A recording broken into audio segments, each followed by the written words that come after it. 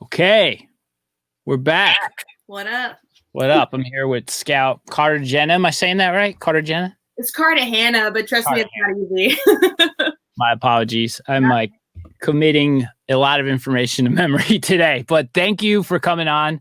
Um, Very excited to talk to you. We have a lot of mutual friends, and when I put the word out on, hey, I want to bring more people on this, I want to be as inclusive as possible. Who do you recommend? You came with recommended with flying colors. So, and then I got to learn a little bit about Break Free Fest and everything that you're doing. So I was like, oh yeah, get on here, tell the people. So thank you for being here.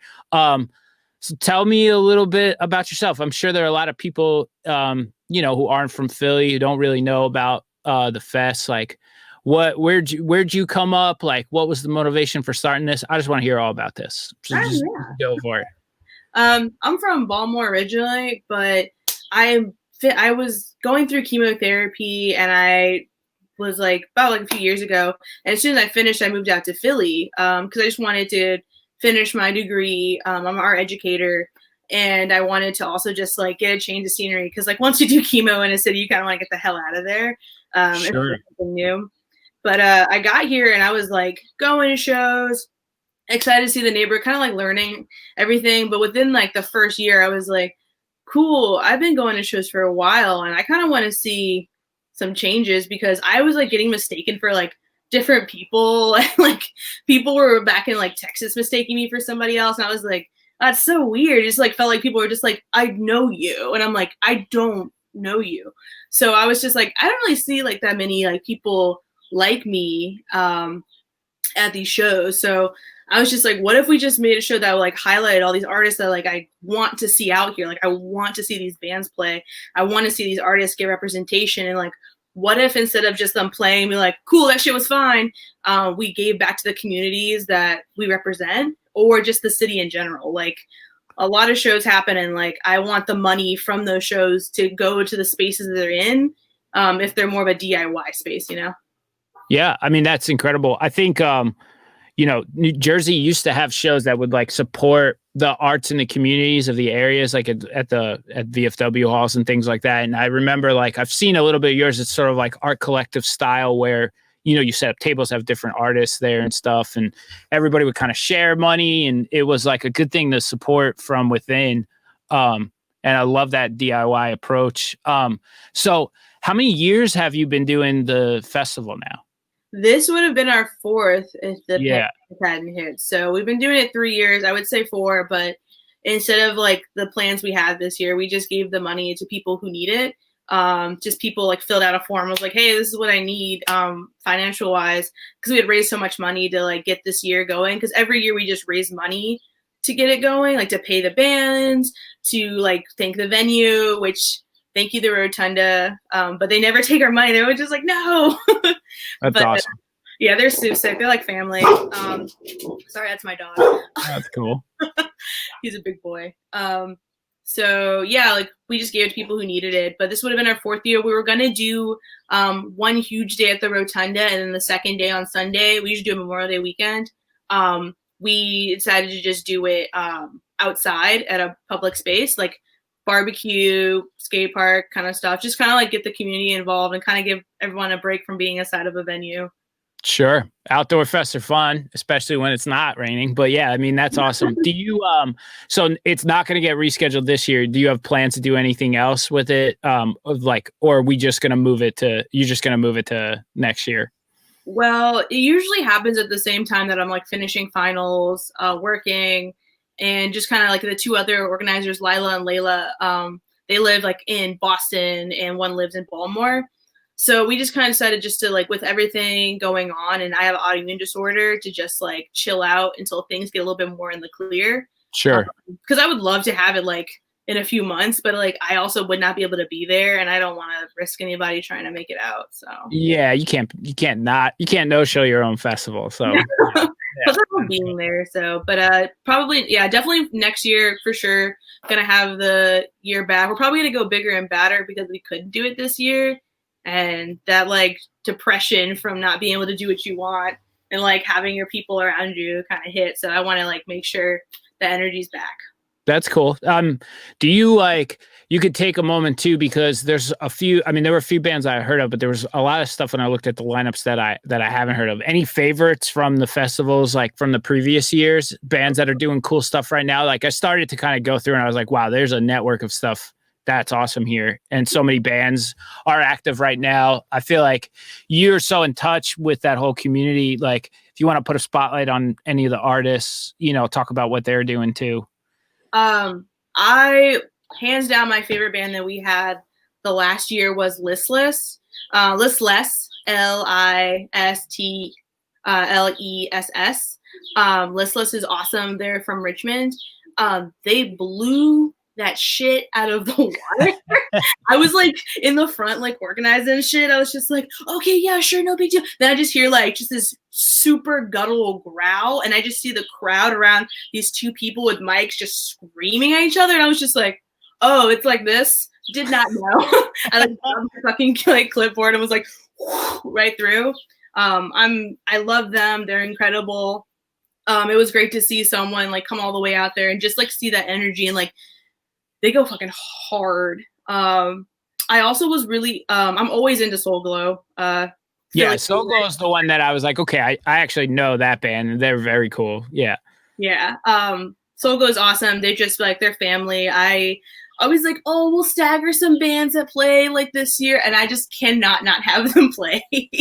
I love it. They're like the staple. Yeah, that's awesome. Very cool. Yeah. So yeah, the need to do this show, I think it's important to talk about, your story and where this show came from is definitely a reflection on non-inclusiveness in our world to some extent. I mean, to me, I talk to my friends, and no one in my circle would have any problem, and we would welcome a band with people from all walks of life to play a show, be on a fest. If I was booking a show, it wouldn't even be something that would register to me. Like, I don't know what kind of people are in that, but like that's crazy. Like I have such a hard time processing that. But has this been experiences that these bands have they felt this? Have they had to deal with this? Like that kind of, is that the catalyst that led to this also? It's like one of those things where like, even though bookers sometimes or a good amount of times aren't like trying to exclude these bands, it just happens because they're not like, again, in the circles, and we need to open it up in order to get these like recognition in, because these bands are doing shit that I've never seen before, and people are like, oh shit, I've never heard of that, that's amazing, but they wouldn't have known about it unless these events happen. And it's because just like it's a subconscious like thing we're doing, like when you were talking about this in general, you were like, yo, I just started this and I want to include you. This is not your words exactly, but you're like, because I was just looking at like my closest friends, it's like, that's what we do. Like we think who in our team or who in our community is going to like react positively, so want to get fucking involved. And then we sometimes forget to do the research to find other things or to get connected. And sometimes that shit causes like you to be kind of like, I don't know them. I don't know if I want to do that. Or like, I don't know if they'll respond. And that happens to me too. Yeah. Both things happened to me. I mean, I got, checked by a lot of people when I announced that I was doing this, because they're like, it's cool what you're doing, but like, hey, like, where the fuck are the Black artists on this? And I was like, oh, I didn't think of that. I'm an idiot. Like, I call my friends. I just happen to not have recorded a lot of Black artists and threw this thing together. And then I'm like, shit, I didn't do I didn't do the homework on this. What are we going to have, a community of white musicians talk about the Black Lives Matter movement on here? It's like, yeah, it's wrong, And then, so I did reach out. And then on the flip side of that, I had a lot of people that were hesitant to get involved because, oh, well, there's a lot of white males on this. I'm not really comfortable. And I'm like, okay, so I want to be inclusive.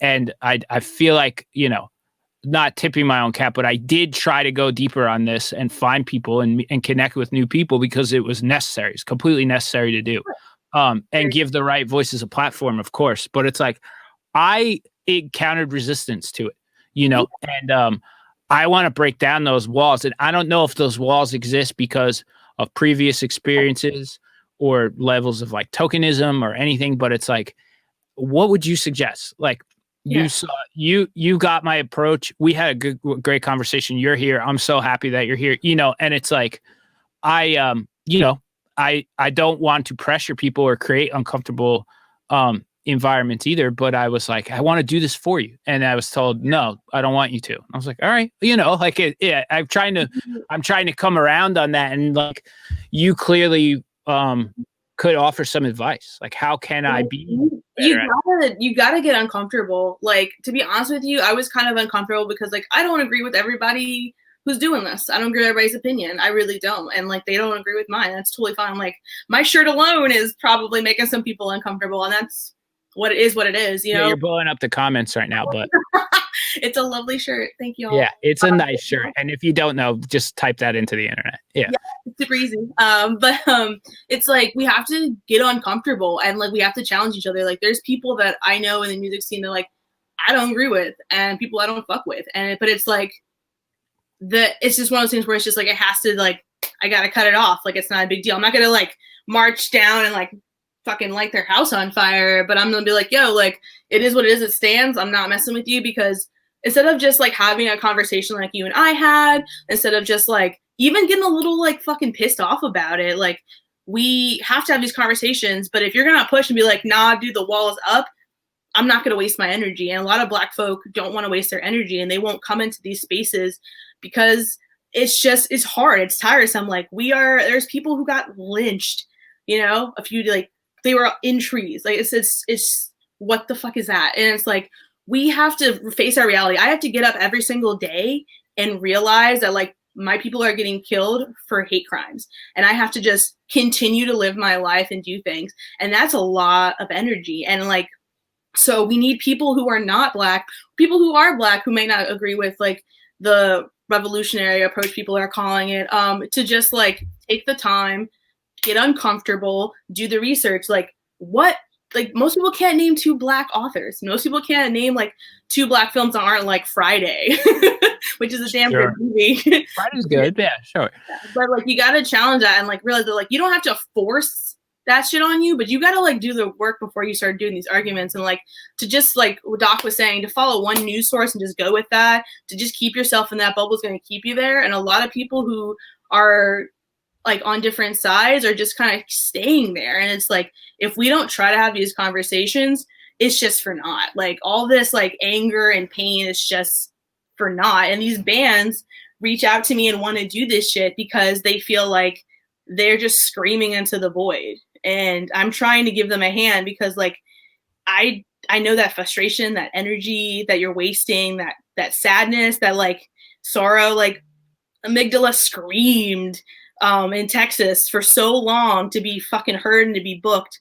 And people were like pushing back about what they're talking about like assault and anxiety, depression, and all that stuff, and like racism. And then finally they're getting the pickup they need. And it's just like, dude, we've been here yelling.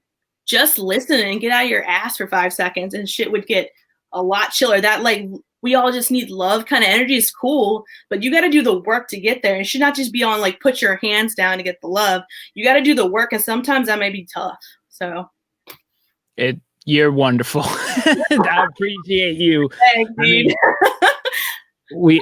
I needed a lecture from you. It was fantastic. No, it's not a lecture. No, it's good. This is what I want. This is honestly like I knew you would stand up for this community, and I knew that you have already been doing the work to put spotlights on artists and stuff. So I mean, you deserve this and so much more. And I really do appreciate you coming on this Break Free Fest. Whenever it comes back, I'll fucking be there next year. That's for sure. I will get you there. Come on, dude.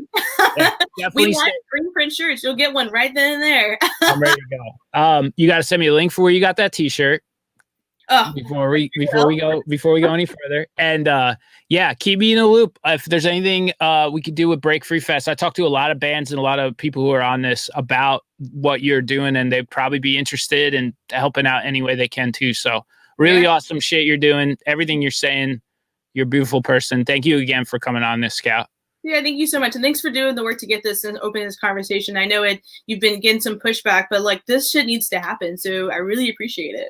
Yeah, thank you. I'm doing what I can with what I can. So, all right, we'll talk soon. Thank you again.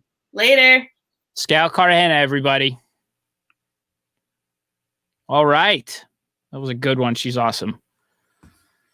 Okay, taking 2 minutes, and I'm going to go gather up Bad Rabbits, all of Bad Rabbits. All Bad Rabbits is awesome, and they all love to talk, and I love hearing them. So we're gonna get the whole band on here. Be back at you in 2 seconds.